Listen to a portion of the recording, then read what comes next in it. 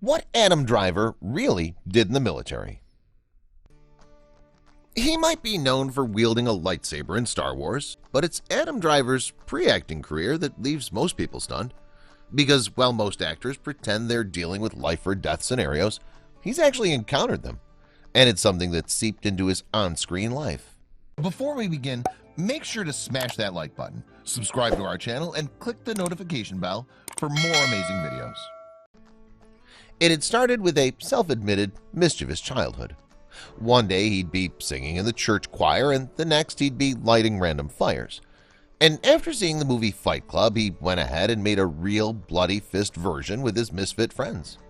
But this was just the beginning of his unusual journey. Next was a string of odd jobs that would suck the soul out of anyone, from vacuum salesman to telemarketer. There was the odd role in a play and the persistent dream of making it in the movies. However, there was also the relentless string of rejections. The hardest one was from his dream school. Juilliard gave him a hard pass, and it was no secret that this particular rejection was one of the hardest things he had to deal with at the time. Things got so bad and so many people said no that he eventually developed an unusual coping mechanism going into any audition. Driver said he would preemptively hate anyone and everything on the other side of the table. So if he didn't get the part, it was fine because he didn't like them anyways.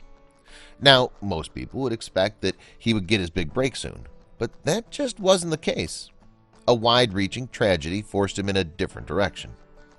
9/11 hit, and the first thing Driver did was enlist in the Marines. But even with the spike of enlistment, it was still a rare thing for someone to want to join the Marines. Even the recruiter was convinced he was only there because he must have been a criminal on the run from the police. So for 2 years, Driver held real weapons and encountered real danger. And the only thing that kept him from another term of service was a mountain biking accident that left him medically discharged from the Marines, and he had to quit. It's this part of his life where an unusual perfect storm appeared. Driver never gave up his love of acting. It was so strong that he brought it into his military service, using the arts as a means of helping soldiers cope and enriching their lives and the lives of their families.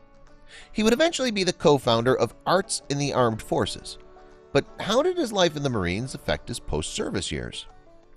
A new burst of determination finally got him into his dream school of Juilliard. After that, he landed a role on television that would give him a second chance for the big break he'd longed for. The problem was the stern and direct attitude he developed in the military ended up making other cast members uncomfortable. He realized he had to dial things back a little. Driver focused his energy and passion for the arts into a special kind of focus that's often confused with method acting. According to Driver, the Army made him realize his own mortality and just how much you can accomplish in one day. It would push him to go the distance with his roles. But why does he keep this unique journey on the down low? First, Driver prefers to keep his personal life as private as possible. He also dislikes and distrusts all forms of social media. It wasn't until one particular TED Talk and another actor roundtable show did he finally disclose more details about his military life. The weapons were fun and the explosions were cool, but it was the camaraderie he loved and missed the most. Self-expression is just as valuable a tool as a rifle on your shoulder.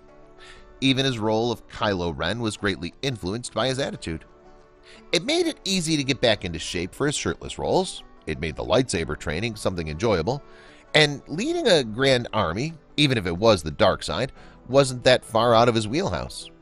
But as much as he loves his job, there are a couple things he really doesn't like about it. First, he doesn't like green screens.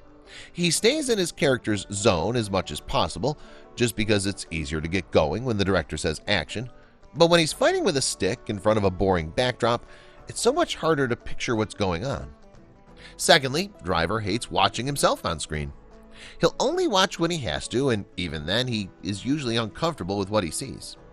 Still, he was such a huge Star Wars fan, he made an exception for The Force Awakens. So the next time you see Driver on screen, you'll know so much more of what's going on behind the scenes. Please share this with your friends and family.